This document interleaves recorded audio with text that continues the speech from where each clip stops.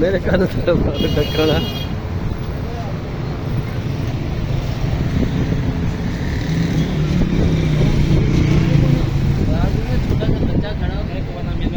ये कितने का है भाई? छोटा ये 10 बंडल कर लो 10